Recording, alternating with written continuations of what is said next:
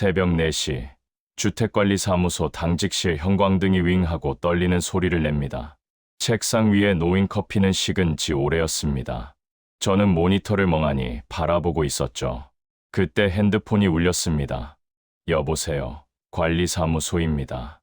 제 목소리가 떨렸습니다. 3층에서 가스 냄새 난다고 신고 들어왔습니다. 관리 책임자님 맞으시죠? 손에 든 핸드폰이 미끄러질 뻔했습니다. 가스.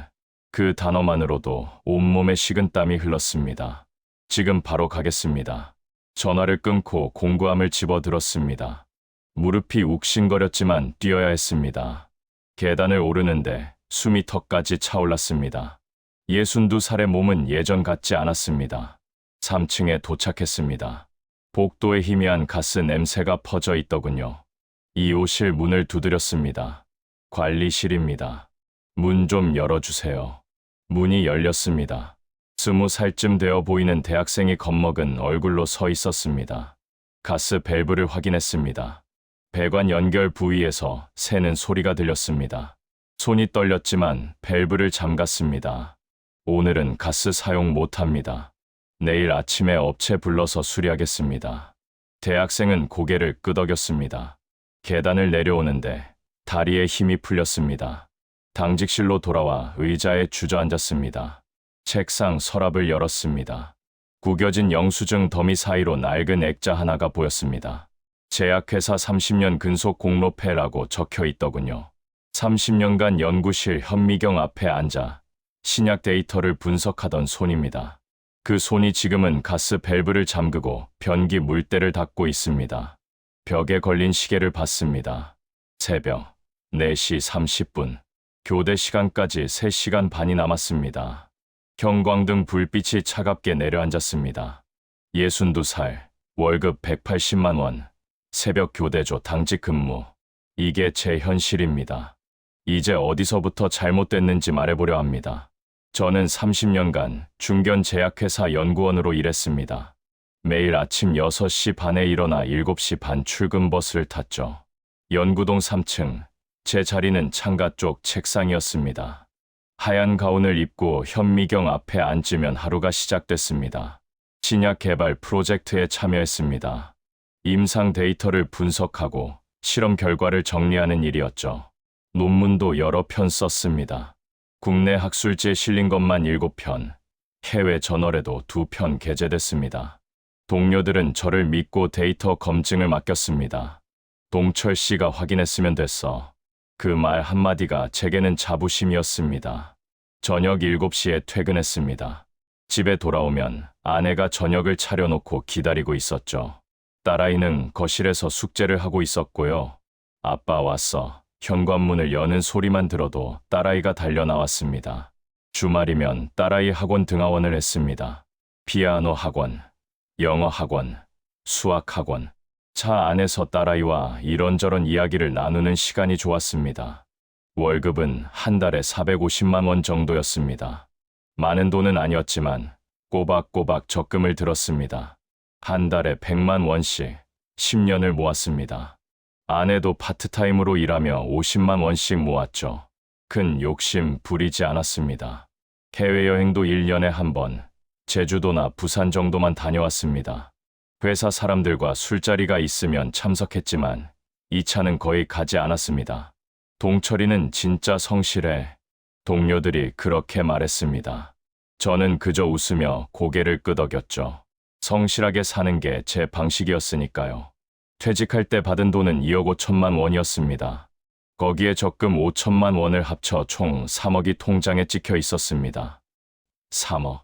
평생 모은 돈이었습니다. 아내와 저는 그 통장을 보며 말했습니다. 우리 이제 조금 쉬어도 되겠다. 딸아이는 이미 결혼해서 분당에 살고 있었고 이제 남은 건 저희 둘뿐이었습니다. 퇴직 후 한 달은 좋았습니다. 아침 늦게 일어나고 낮에는 아내와 함께 산책도 하고 저녁엔 드라마도 봤습니다.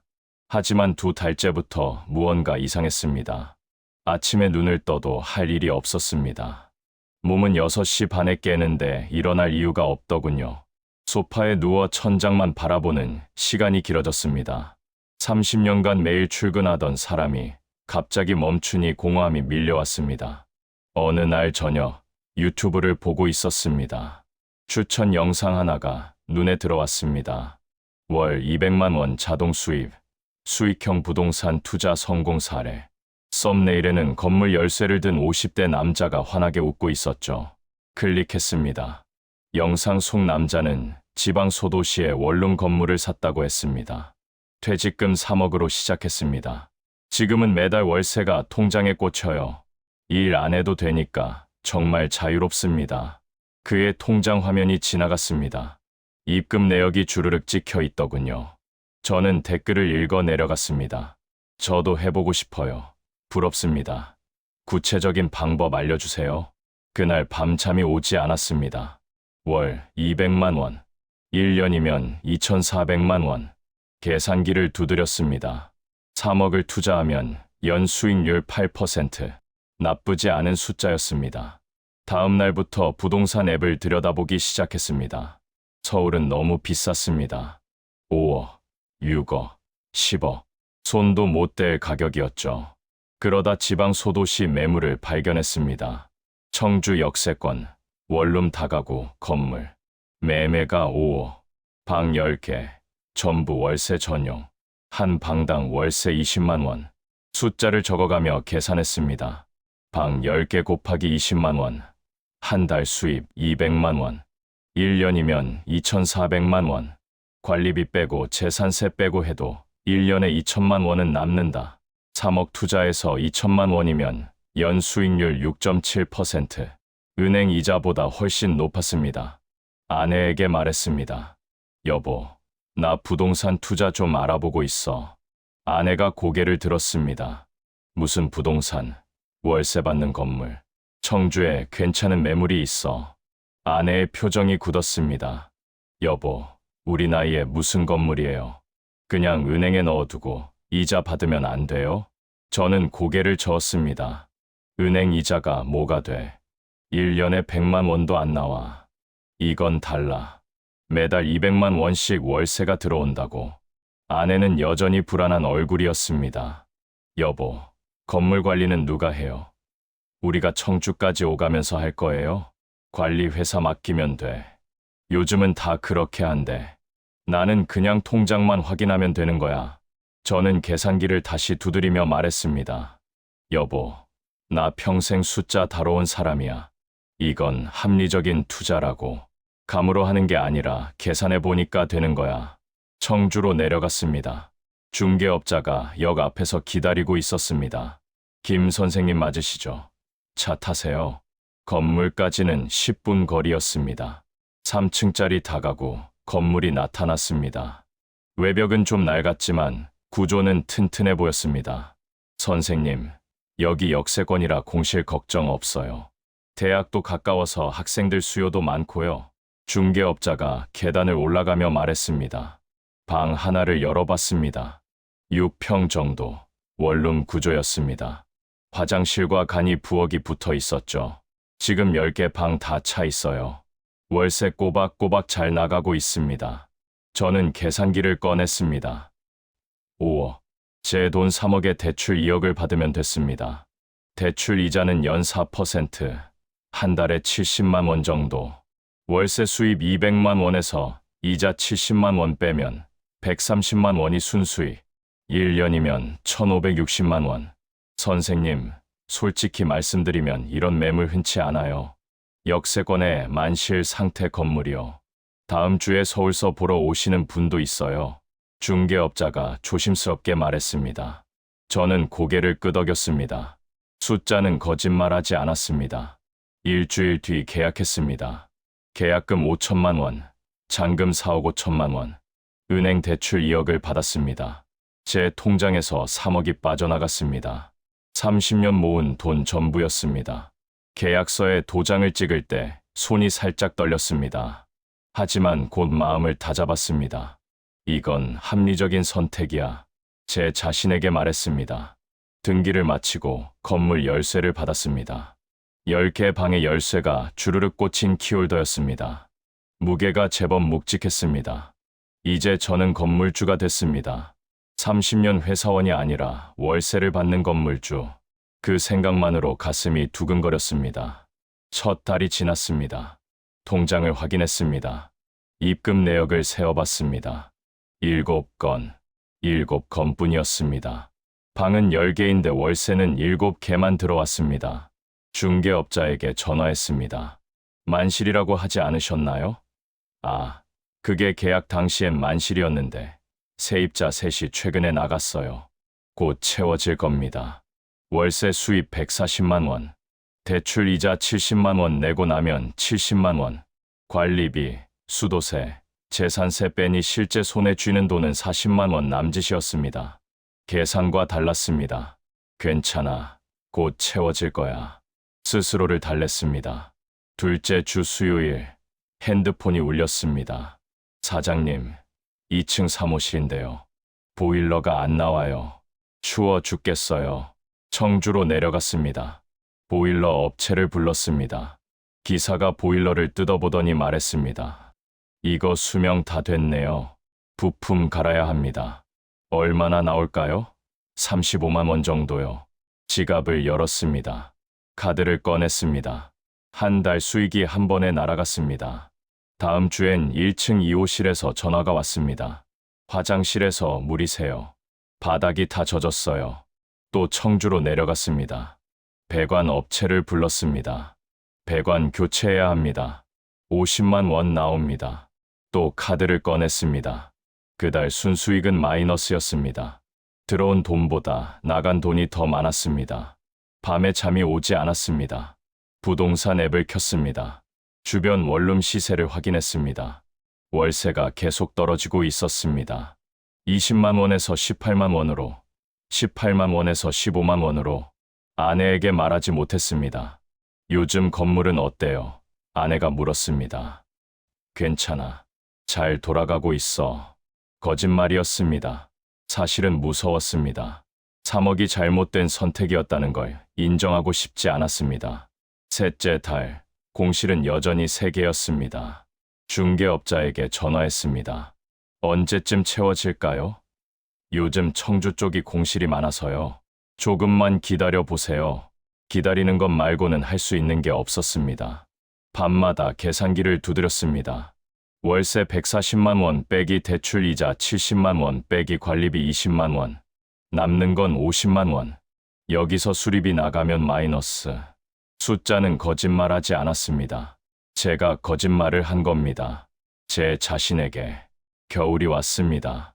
11월 첫째 주, 핸드폰이 연달아 울렸습니다. 보일러 안 나와요. 방이 너무 추워요. 빨리 고쳐주세요. 하루에 4통의 전화였습니다. 청주로 내려갔습니다. 보일러 4대가 동시에 멈춰 있었습니다. 보일러 기사가 말했습니다. 이거 다 15년 넘은 거네요. 부품도 단종됐어요. 새 거로 바꾸셔야 합니다. 한 대에 얼마예요? 120만 원이요. 4대면 500만 원 가까이 나옵니다. 숨이 턱 막혔습니다. 500만 원. 통장 잔액을 확인했습니다. 2천만 원이 남아 있었습니다. 손이 떨렸지만 카드를 꺼냈습니다. 안 바꿀 수가 없었습니다. 세입자들이 나가면 공실은 더 늘어날 테니까요. 보일러를 교체했습니다. 500만 원이 한 번에 빠져나갔습니다. 그날 밤 청주 모텔에서 잠을 청했지만 눈이 떠졌습니다. 천장을 바라보며 생각했습니다. 이게 맞나? 내가 지금 뭐 하는 거지? 12월, 2층 1호실 세입자가 전화했습니다. 사장님, 보일러 고쳐주신다고 하셨는데 언제 오세요? 안 고쳐주시면 월세 안 낼 거예요. 협박이었습니다. 하지만 저는 고개를 숙일 수밖에 없었습니다. 이번 주 안으로 고쳐드리겠습니다. 보일러를 교체했습니다. 120만 원이 또 나갔습니다. 그런데 2달 뒤, 그 세입자는 연락이 끊겼습니다. 문을 두드려도 대답이 없었습니다. 중개업자와 함께 문을 열었습니다. 방은 텅 비어 있었습니다. 야반도주였습니다. 보증금이 없는 구조였습니다. 밀린 월세 40만 원을 받을 방법이 없었습니다. 게다가 방 안은 엉망이었습니다. 벽지는 곰팡이 투성이, 싱크대는 녹슬어 있었습니다. 도배와 장판 교체에 150만 원이 또 들어갔습니다. 공실은 5개로 늘어났습니다. 월세 수입 100만 원, 대출 이자 70만 원 내고 나면 30만 원, 관리비 빼면 남는 게 없었습니다. 적금을 깼습니다. 500만 원을 찾아서 생활비로 썼습니다. 몸도 이상해졌습니다. 청주를 오가며 계단을 오르내리고 청소하고 수리하는 일이 반복되자 허리가 아프기 시작했습니다. 예전에 다쳤던 디스크가 재발한 겁니다. 병원에 갔습니다. 입원 치료 권합니다. 의사가 말했습니다. 입원은 어렵고요. 약이나 처방해 주세요. 저는 고개를 저었습니다. 입원하면 건물 관리를 누가 하나요? 진통제를 받아 들고 나왔습니다. 병원비로 200만 원이 나갔습니다. 아내가 물었습니다. 여보, 건물은 괜찮아요? 요즘 표정이 안 좋아 보여요. 괜찮아. 조금만 버티면 돼. 또 거짓말이었습니다. 사실은 무너지고 있었습니다. 돈도, 몸도, 마음도 전부 무너지고 있었습니다. 밤마다 통장을 확인했습니다. 잔액이 1,000만 원 아래로 떨어졌습니다. 3억이 1년 만에 2천만 원 넘게 줄어든 겁니다. 계산기를 두드렸습니다. 하지만 이제 숫자는 아무 의미가 없었습니다. 현실은 계산과 달랐으니까요. 이듬해 2월, 핸드폰이 울렸습니다. 3층 2호실 세입자였습니다. 사장님, 방에서 가스 냄새 나요. 이거 위험한 거 아니에요. 심장이 쿵 내려앉았습니다. 가스. 그 단어만으로도 온몸이 얼어붙었습니다. 청주로 달려갔습니다. 가스 업체를 불렀습니다.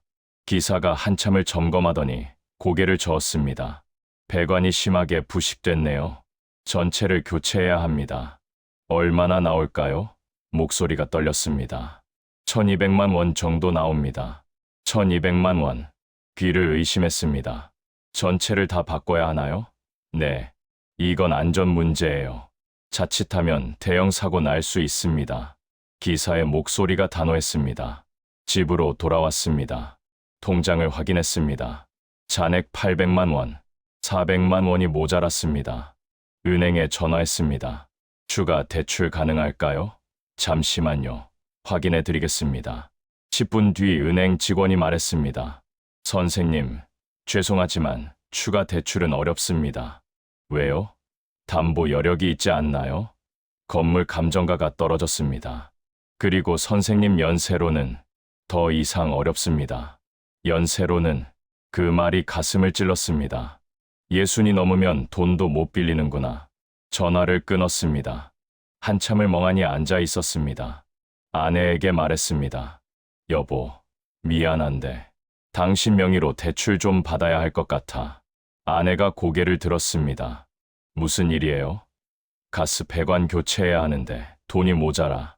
아내의 얼굴이 하얗게 변했습니다. 얼마나 필요한데요? 400만 원만 있으면 돼. 신용대출로 받으면 될 것 같아.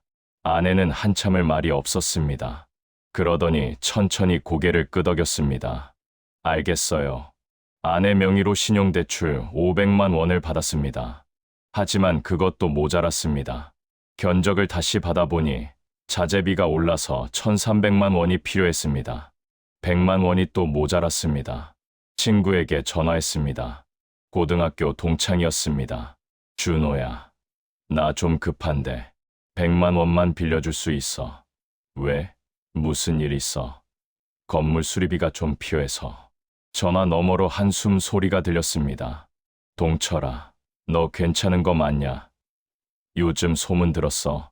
건물 때문에 고생한다면서. 괜찮아. 조금만 버티면 돼. 목소리를 가다듬었지만 떨렸습니다. 알겠어. 계좌번호 보내. 친구가 말했습니다. 100만 원이 입금됐습니다. 고맙기보다 수치스러웠습니다. 60이 넘어서 친구한테 손 벌리는 신세. 거울을 봤습니다. 낯선 얼굴이 저를 바라보고 있었습니다. 가스 배관 공사가 시작됐습니다. 일주일이 걸렸습니다. 공사 기간 동안 세입자 2명이 이사를 나갔습니다. 시끄러워서 못 살겠어요. 공실은 7개로 늘어났습니다. 남은 세입자는 3명뿐이었습니다.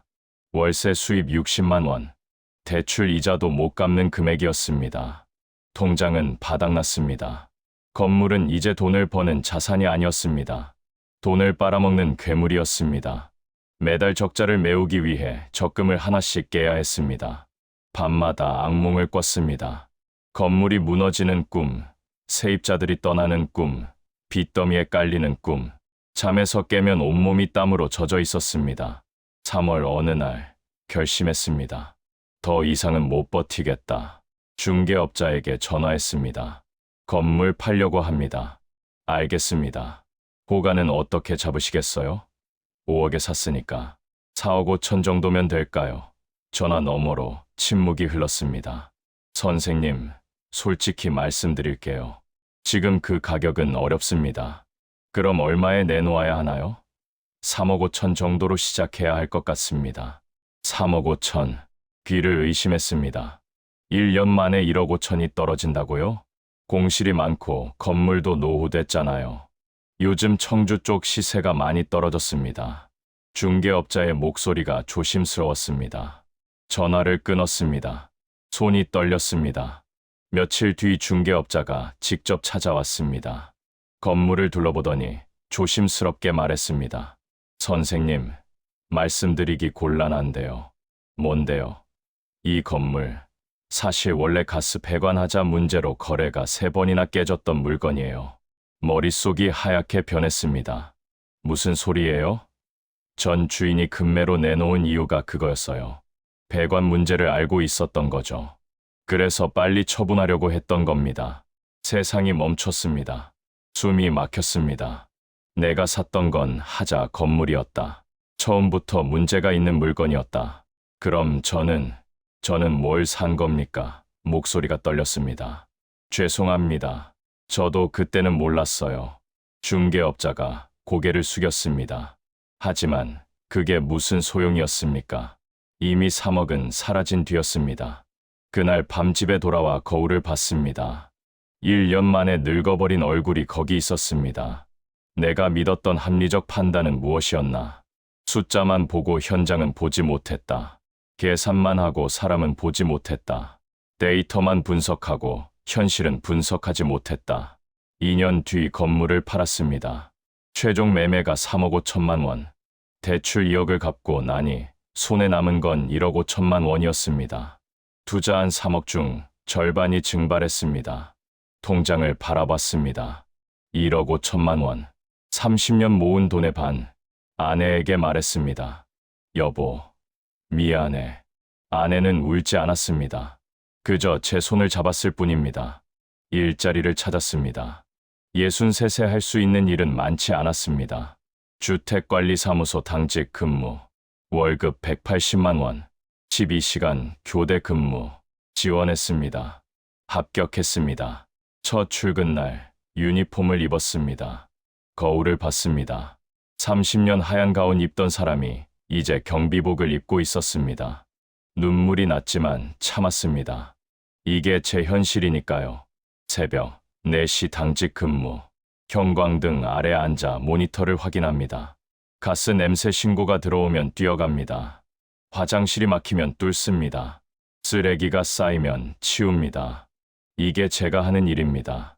아내는 마트 계산대에 섰습니다. 시급 9,500원.